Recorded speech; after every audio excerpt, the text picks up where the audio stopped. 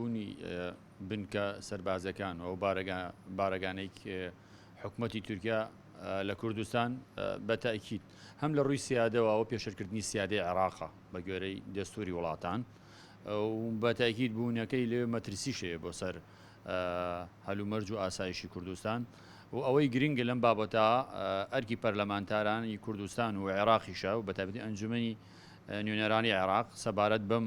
بابەتە بێتە دەنگ بوونی ئەو بارەگە سەربازیانە لە وەکووتم لە کوردستانە بەتاکید پێش هەموو شتێک ئەو پێشێلکردنی سیادەی عێراقا و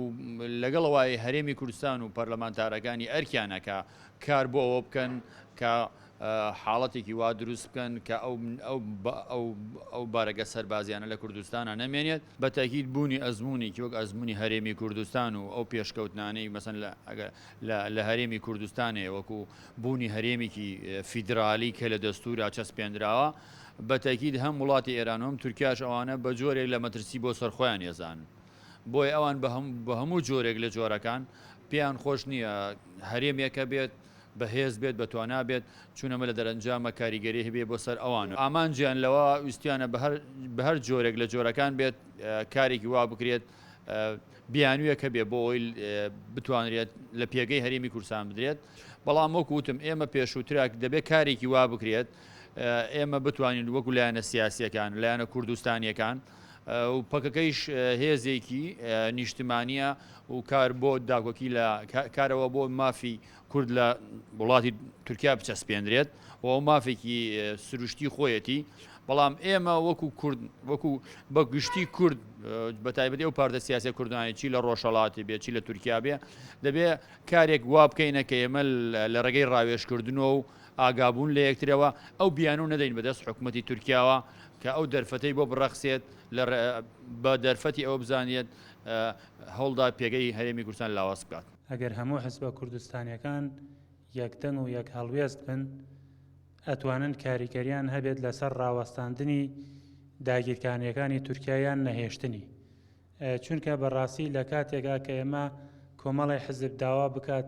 ئەم داگیرکاریە نەمێنێت و هەندێکیشی بێدەنگ بێت ئەمە هیچ کاریگەریەکی نابێت بەڵام لە کاتی یەکدەنگی و یەکهەڵوێستیە ئەگەر نەتوانینەوە تەواوەتیش مەسەن ئەم داگیرکاریە ڕاوەستێنن بەڵام بۆ ماوەیەکیش بێت ئەتوانین کاریگەری بێت ئەمەش چی لە ڕێگەی داواکردن لە دام و دەستگا نێودەوڵەتیەکان بە تایبەتیش لەم کاتەیە هەلێ باشە بۆ حزبە کوردستانیەکان کە هەڵوێستی حکوومەتی عێراقیش زۆر تند بووە لەسەر داگیرکاریەکانی تورکیا ئەتوانێت سوود لەو دەرفەتەی وەربگرن و ئەم هەلە بخۆزینەوە ئەوێ لە هەموو پێش هەموو شتێ بەرژەوەندی گەلی کورد لە بەرچاو بگرن ئەو قوربانیانە لە بەرچاو بگرن کە ڕۆژانە لە ناوچە سنووریەکان خەڵکی سڤیل خەڵکی جوتیار گوندنشین شوانکارە ئەمانەکرێنە ئامانج ماڵ و ڕەز و باخیان تێکەچێت ئەوانە لە بەرچاو بگرن تا بەرژەوەندەکانی خۆیان ئەمڕۆ دەوڵەتی داگیرکاری تورکیا هەڵمەتێکی گشتگیری و بەتونی خستۆتە سەر بزافی ڕزگاری خوازی گەلی کورد پارتی کرێکارانی کوردستان پەکەکە ئەوێت لە هەموو شێوەیەک ئەو بزافە ئەو ڕێخستنە ئازادی خوازە ناشرین بکات لە نێو ماڵی کوردیا لە نێو هەموو پارچەکانی کوردستانە بە ناشرین پیشانی دات و ئەو هێرشانەی کەوا ئیکاتە سەر باشوور ئەوێت بیخاتە سەر ئەستۆی پارتی کرێکارانی کوردستان پەکەکە بەڵام لە ڕاستیدا ئەوێت داگیرکاری بکات لە هەر چوار پارچەی کوردستان ئێمە بینیمان لە ڕۆژئاوای کوردستان لە عەفرین لە سەریکانی کۆبانی لە باشووری کوردستان 20-25 ساڵە سوپای تورکیا کوردستانی داگیر کردووە لە هەنێک جێگا هەن ئەسڵەن پەکەکەی لێ نییە مەسەن باشیقا هیچ زۆر دوورە لەو شوێنانی کەوا پەکەی لێ بەڵام داگیرکاری کردووە بۆی ئەو هێرشانی ئەو ئامانجێتی یەک تەواوی گەلی کورد دوو داگیرکاریگە سەر تەواوی گەلی کورد و دوو ئەو ئەزمونە و ئەو دەستکەوتەوە ئەو هینیاتە لە باشووری کوردستان هاتەتە بەرهەم ئەوە نەمێنێ بۆیە لە زۆر لێدوان و لە زۆر بۆنە و یادەکانیان شتە قەت ناڵێن هەرێمی باشووری کوردستانیان هەرێمی کوردستان هەموو هەمیشە پیان و تۆ لە ئاخر جاری شاوتوتی هەرێمی شیمالی عێراق معناه ئەمە ئاماژەیەکە بەوەکەوە هەرێمێک ناناسیێت حکوومەتێک ناناسێک بە ناوی هەرێمی کوردستانەوە ئەمە تەنە لە بواری ڕاگەیاندنی و ئەعلامی وەکو ناو فەرمی دەوڵەت هەرێمەکە بەڵام لە بوارەکان ترشە هێرشی داگیرکاریەکانی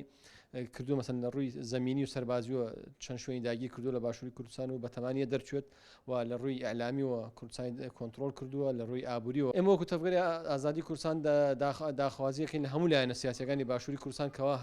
هاو هەڵوێست و هاودەنگ بن بەرامبەر بە هەموو داگیرکاریەک ئەکرێتە سەر باشووری کوردستان لە لایچی لایەن ئێرانەوە بێ لەلایەن دەوڵەتی داگیرکەی تورکیاوە بێ لەلایەن تەنانەت هەنێک کات عێراقەوە بێکەوە بە نایاسایی و بە دەرەوەی دەستوری هێرشکردنە سەر خاکی هەرێمی کوردستان بۆیە پێویستە هەموو لایەنە سیاسی کوردەکان یەک هەڵوێست بن و لە چوارچەوەی کۆنگرەیەکی نەتەوایەتیە چی زووە کۆ ببنەوە بڕیاری استراتیژی بۆ گەلی کورد بدەن و ئەو بڕیارە ببێتە بڕیاری هەموو حیزبەکان ببێتە بڕیاری هەموو خەڵکی کورد لەسەر ئەوە خەڵک ئیش بکات.